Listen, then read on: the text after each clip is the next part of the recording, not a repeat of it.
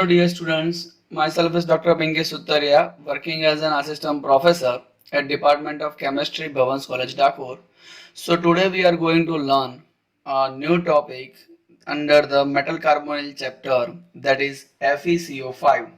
FeCO5, it is known as iron pentacarbonyl. Okay, so this is known as iron pentacarbonyl. So now let us start with our preparation.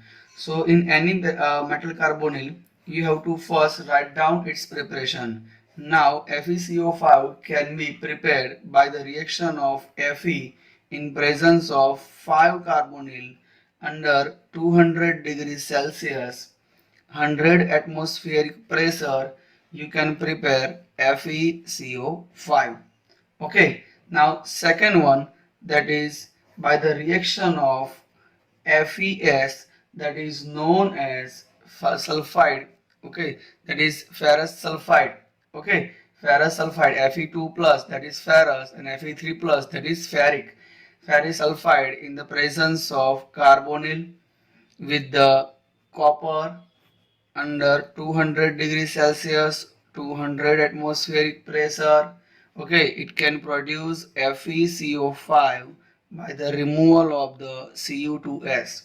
Okay, now if you can compare, or if you can stoichiometrically prepare 10 Cu over here and 2 Cu over here, by the stoichiometric reactant and product, you can always have this type of reaction. So this is our preparation for the FeCO5. Now let us understand its properties. So FeCO5 properties, you have to first remember that FeCO5, it is a pale yellow color compound. Okay, it is having a pale yellow solid compound. Now its boiling point, that is 103 degrees Celsius. Okay, now when it is having a liquid nature, you can have a boiling point that is 103 degrees Celsius. It is soluble in methyl alcohol. It is soluble in methanol. You can solve. Okay, methanol, ether, acetone. Okay, and non-polar solvent, that is benzene, C6H6, that is soluble in C6H6, methanol, ether, acetone. Okay, you have to remember that FeCO5, that is insoluble in water. Okay, it is insoluble in water. Now next properties, as we can see that next property, that is decomposition. When FeCO5 undergoes a decomposition at 250 degrees Celsius, it can produce again Fe plus 5CO. Okay, so that is the decomposition of FeCO5. Now when it is reacted with under the UV light, let's say FeCO5, okay, undergoes a reaction by UV light, it can produce a Fe2CO9 by the removal of the CO. Now that is the dimerization, you can call FeCO5, that is converted in Fe2CO10, but here the removal of the CO, you can produce a Fe2CO9. Okay, now let us understand another properties of FeCO5, that is the hydrolysis. Hydrolysis, that is reacted with the H2O molecule. Okay, and now it is reacted with the H2SO4 under the acidic condition, that is FeCO5, that is reacted with the H2SO4. It is converted into the FeSO4 plus 5CO by the removal of the H2 molecule. Now that is the properties of the FeCO5 reacted with the H2SO4. Okay, so now that is reacted with the FeSO4 plus 5CO plus H2 molecule. Now FeCO5, when it is reacted with the alkali, let's say suppose FeCO5, now when it is reacted with the NaOH, alkali, sodium hydroxide, okay, it can produce a Na, that is Na plus, here we are having Fe2 plus CO4 H plus by the removal of the Na2CO3 plus H2. Now this you have to remember that Na plus Fe2CO4 and H plus, that is generated by the reaction of FeCO5 by the reaction of the NaOH. Okay, and last one we can have a reaction with the halogen. Suppose if we are having FeCO5, when it is reacted with the halogen, let's say F2Cl2Br2 or I2 molecule, what will happen over here? Here we are having FeCO4 into X2 plus CO. So now that is generated by the reaction of the X2 molecule. Now this reaction has been carried out in non-aqueous solvent. Okay, non-aqueous solvent. Aqueous means water, non-aqueous means without water. So you are having a non-aqueous solvent. So that is the properties of the FeCO5. Okay, now let us understand its structural properties of the FeCO5. Now let us start with its structural properties. Okay, how we can determine the FeCO5 structure? So first of all, you should know the basic of FeCO5.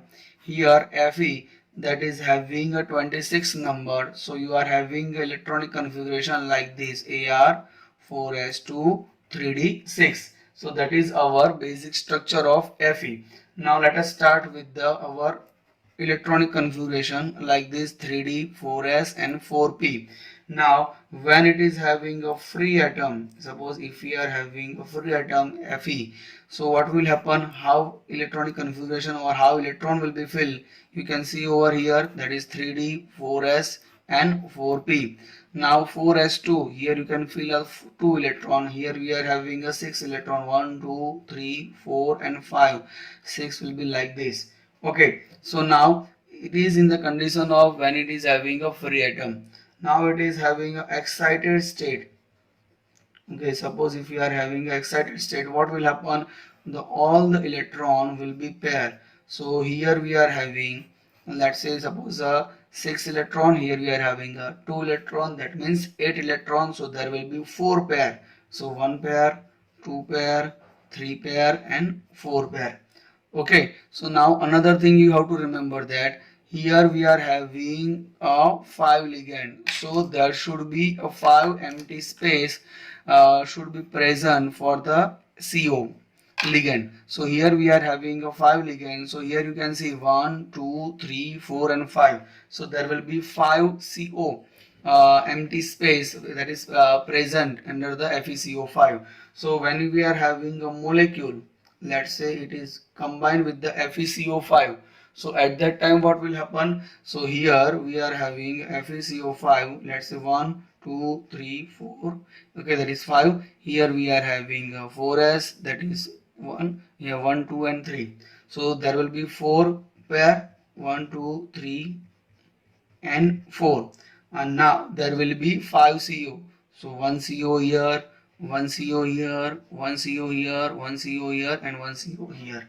Okay, so now in which we are, you can say that the FeCO5 combined together with like this, here we can put over here CO, here also CO, CO, CO and CO. So here we are using 1d orbital, 1s orbital and 3p orbital, so the hybridization will be dsp3. Okay, so the hybridization will be dsp3. So here we are having hybridization dsp3. There will be no unpaired electron. So here we can put over here. So the FeCO5 that should have a diamagnetic nature. If there is a one electron, or that is unpaired electron, so we can say that will be having a paramagnetic. Unpaired electron paramagnetic, no unpaired electron diamagnetic. So here we are having dsp3 hybridization. So now here you have to remember that here we are having a 5d orbital. Let's say here we are having dxy, dyz, dzx. Here we are having dx square minus y square and dz square. So the CO ligand would approach for the dz square. So dz square will be filled for the CO. Why? Because it is along the axis. As we can see the structure, we can have an idea that is dz square will be filled over here. Okay, so here we are having a dz square. So dz square will be filled by the CO ligand. So CO ligand from here. Here we are having S that is completely filled and P that is completely filled. Okay, so the S orbital and P orbital completely filled. In D orbital we are having a 1 CO ligand and 4 pairing of electron. So in that we can say that this CO will be filled by the dz square orbital. Okay, so now let us understand its structural property, structure of the FeCO5. The FeCO5 that is having a hybridization of DsP3. As in the coordination chemistry, we have seen that a DsP3 hybridization which is having a trigonal bipyramidal structure. That is the trigonal bipyramidal structure for the DsP3 hybridization. Okay, so now let us draw the FeCO5. Let's say Fe for here. Here we are having a C triple bond O. Here also we are having a C triple bond O. Here we are having a C triple bond O. Okay, so now CO ligand will approach to the Fe, CO ligand will approach to the Fe, CO ligand approach to the Fe. Now we are having a CO ligand like this, that is C triple bond O. Here also we are having a C triple bond O. Okay, so now let us combine together, that is our trigonal bipyramidal structure. Okay, so now in this structure you can have a Fe carbon, that is the length of the Fe carbon. One will be 1.80 angstrom and another will be 1.84 angstrom. So here we can have a two carbon length, that is two Fe carbon length, one having a 1.80 angstrom and another will be having a 1.84 angstrom. So what is the difference between the 1.80 and 1.84? Here we are having Fe carbon. Okay, this is the Fe carbon, Fe carbon, Fe carbon. So that is the shorter bond length. So we can have a 1.80 angstrom, but whatever the axial plane we are having, that should have a 1.84 angstrom. So that is the structure of Fe carbon. So here in which you can have a structure like this. Suppose if you are having Fe, I put over here, this is the another Fe, there is another trigonal. What we can say, this is the structure of FeCO5. So that is our what we can say CO ligand. This is a 2 CO ligand, this is another CO ligand. So now what will be the another 2 CO ligand? The another 2 CO ligand will like with this. So this is another one CO and that is another CO. You cannot see over here. So that is under the paper. So that is having above the paper and this is the below the paper, and these three will be the on the plane. So here we can say that is the above the plane of the paper that should have a higher bond length. So that is for the FeCO5.